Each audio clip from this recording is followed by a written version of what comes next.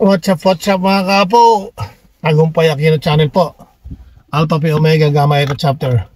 ID number 6566. Tapos na po ang aking trabaho, Route 8. At ngayon po nandito po ako sa parking lot at papauwi na po tayo. At ang kagandahan po nito ay na-meet ko po dito sa yard na ito ang iba ko pong mga kasamahan sa trabaho sa Washington Yard. Nasurpresa po ako dahil nagsilipat na po sila rito sa D-Line. Gulat nga po ako, akala ko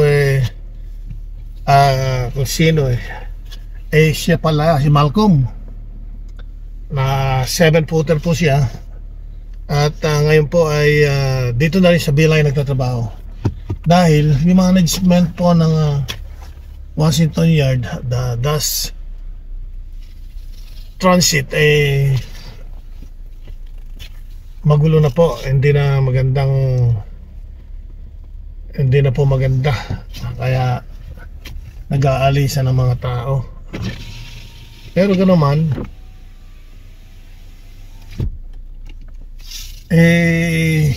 ewan ko kung dahil yung contract po kasi wala lang nangyayari, kaya yung kanilang rate maliit pa rin dahil yung race hindi nakukuha. Samantalang dito po sa V-Line tumaas na po ang aming rate. At by July ay meron na naman pong $2 increase. Kaya maganda-ganda na naman po ang sweldo ng mga driver. Kaya yun po ang kaibahan namin doon sa ibang yard, dahil para silang ember rin po sila, ember rin kami. Kaya lang iba-ibang local union.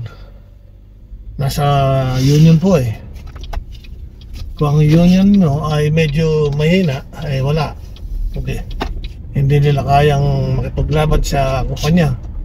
Yung pong union namin magaling at talagang powerful, kaya nakukuha na lahat ng yung race na dapat na ibigay sa mga drivers na ibibigay po ng union. At yung pong city ganun din po, nakiki-cooperate doon sa negosasyon ng union at nasa city. Yung city po kasi ang nagpo-provide ng mga bus, kaya dito sa B-Line ay marami pong naglilipatan na galing sa ibang mga yard. Para silang MB. At isang kumpanya naman po yun, kaya pwede pong mag-transfer. Ayaw nilang kumuha ng mga bagong yung walang alam sa driving. Halimbawa mag-a-apply ka, hindi ka marunong mag-drive ng bus, di nila kukunin yun. Ang kinukuha lang nila ay yung mga transfer na galing sa ibang yard.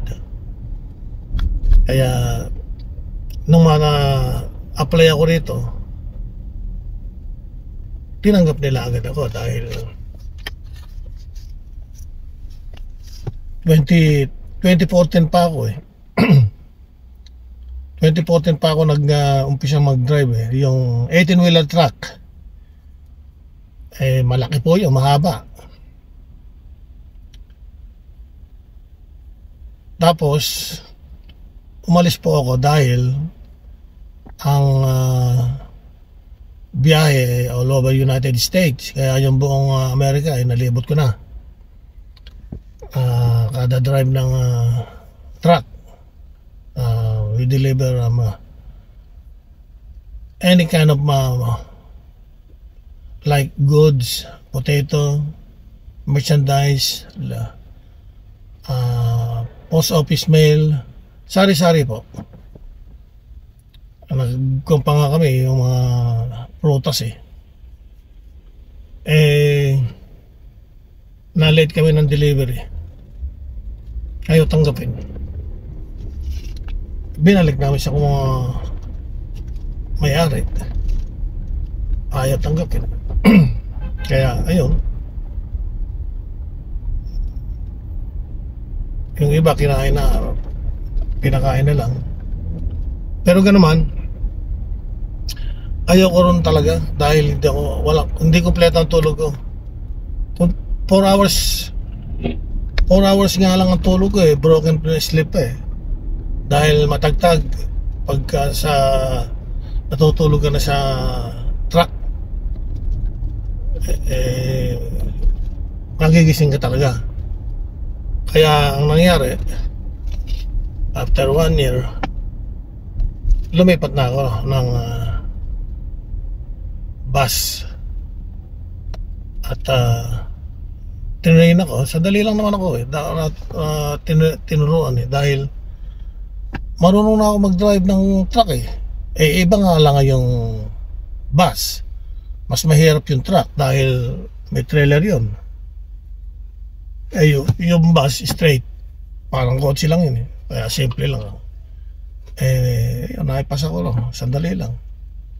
Kaya lang kukuha ka ng exam ng passenger's endorsement at yun ang kaibahan nun. Yung truck walang passengers, yung bus meron, kaya kukuha ka ng exam sa DMV, the Department of Motor Vehicle, yung passenger's endorsement.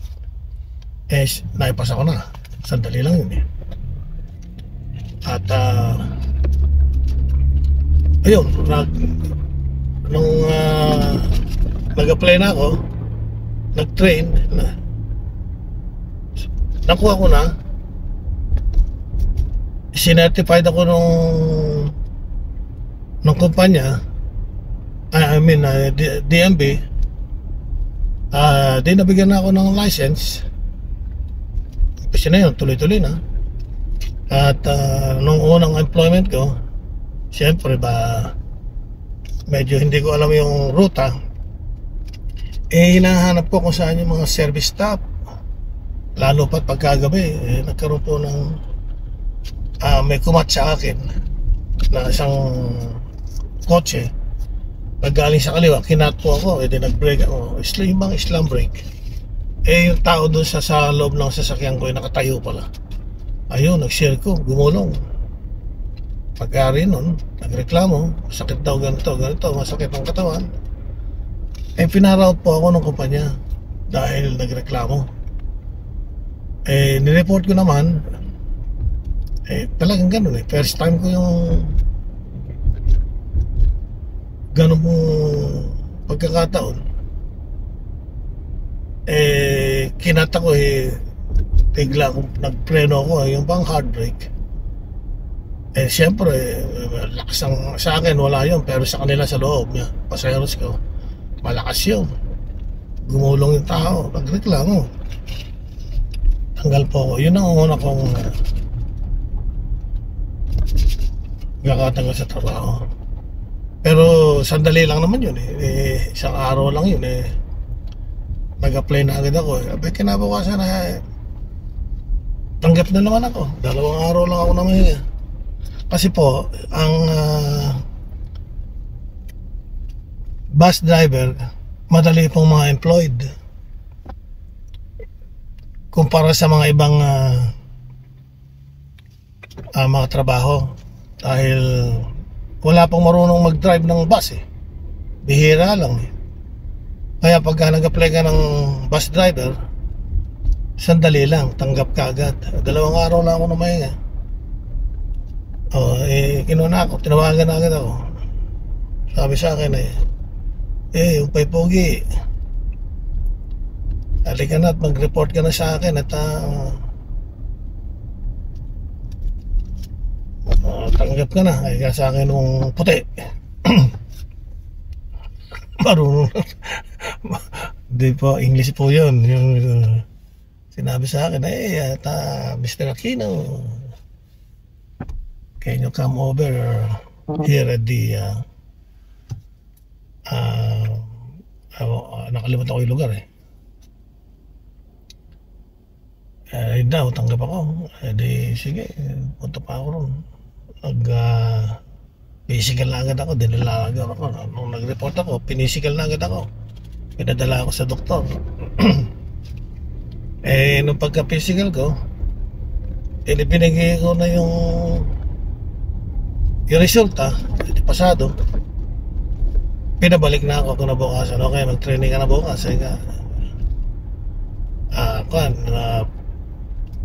Una doon sa yard, nagda-drive kami doon sa lugar, yung mga backing, yung offset parking, yung ano ba tawag doon sa yung isang packet kailangan ipapark mo yung sasakyan mo doon mahigpit, masyadong tight. Park ko doon yung sasakyan, bus, nagawa ko yun. Simple lang, experience naman ako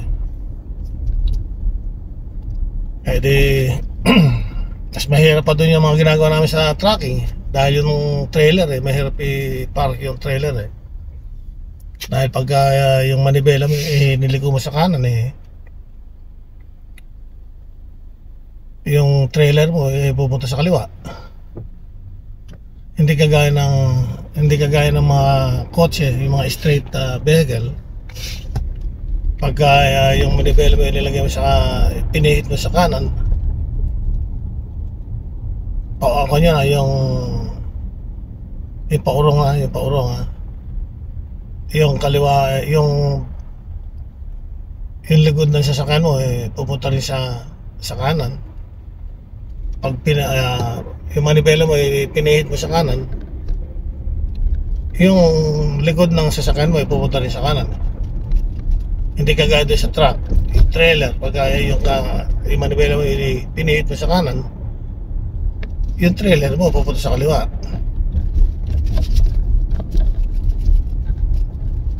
Ganun po ang kaibahan. Kaya mas mahirap pa ang truck, trailer kaysa doon sa bus. Simple lang yun. Kaya lahat ng pasukan kong bus driver, bus company, tanggap ako. Kaya lang mayroong pagkakataon na yung aksidente hindi maiwasan dahil yung mga pasaway mahirap pa iwasan. At pag hindi mo in-report, may pagkakataon kasi hindi ko ni-report nakita sa video, pinatawag ako, di fire out. Nagpunta ako sa metro. Tanggap na naman ako ron. Kasama ko alam mo na, parehas kami pasado, pero iniwan ako sa area, gano'n. Hindi nagtuloy dahil pupunta rin siya ng overseas. Okay lang, overseas naman siya. Pero ganoon, okay rin. Dahil maganda yung kanyang napuntahan. Yun nga lang, malayo. Iba yung dagat. Naka 3 years din nata. Ngayon, okay naman. At ako kahit saan ako magpunta, may trabaho ako. Hindi ako nawawalan. Ngayon, dito na rin ako magre-retire sa trabaho nga rin. Retired na ako. Kaya lang, gusto ko tuloy-tuloy pa rin para hindi ako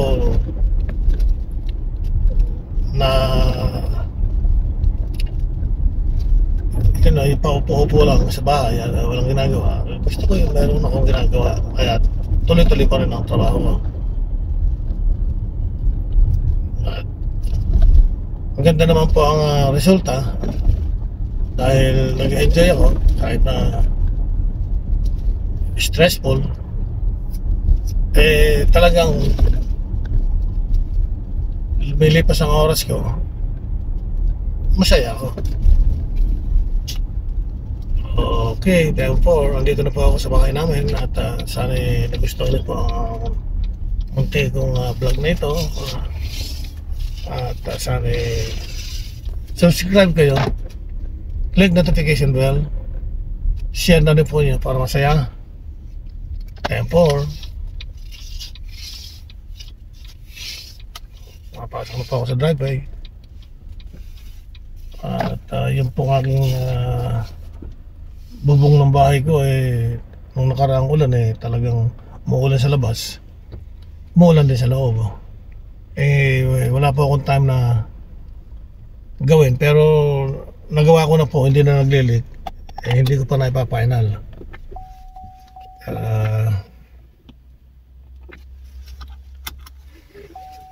Baka ba sa linggo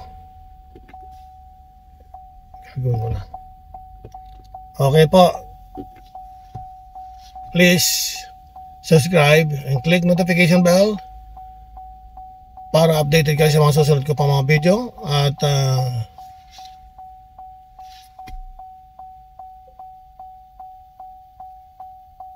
share na rin po ninyo. Okay, 10-4. Bye.